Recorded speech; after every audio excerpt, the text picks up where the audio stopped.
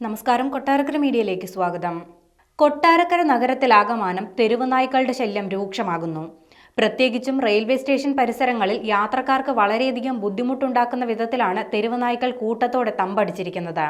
Railway സ്റ്റേഷന്റെ parking ഏരിയയിൽ ഉൾപ്പെടെ മാലിന്യങ്ങളും കുന്നുകൂടി കിടക്കുകയാണ്. ഭക്ഷണ സാധനങ്ങൾ ഉൾപ്പെടെയാണ് ഈ മാലിന്യ കൂമ്പാരത്തിൽ കുന്നുകൂടി കിടക്കുന്നത്. ഇവ ഭക്ഷിക്കാനും മറ്റുമാണ് ഈ തെരുവ് നായ്ക്കൾ റെയിൽവേ സ്റ്റേഷൻ പരിസരങ്ങളിൽ തമ്പടിച്ചു കിടക്കുന്നത്. റെയിൽവേ സ്റ്റേഷനിലെത്തുന്ന യാത്രക്കാർ തെരുവ് നായ്ക്കളെ ഭയന്നാണ് അതുവഴി സഞ്ചരിക്കുന്നത്. ഇവയെ തുരത്താനുള്ള നടപടികൾ അധികൃതരുടെ ഭാഗത്തു നിന്നും ഉണ്ടാകുന്നില്ലെന്ന പരാതി വ്യാപകമായി ഉയരുകയാണ്.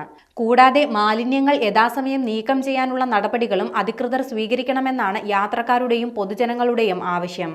മാലിന്യങ്ങൾ വേണ്ടവിധം നീക്കം ചെയ്താൽ ഒരു പരിധിവരെ തെരുവ് നായ്ക്കൾ കൂട്ടത്തോടെ തമ്പടിക്കുന്നത് ഒഴിവാകുമെന്നും ആളുകൾ പറയുന്നു.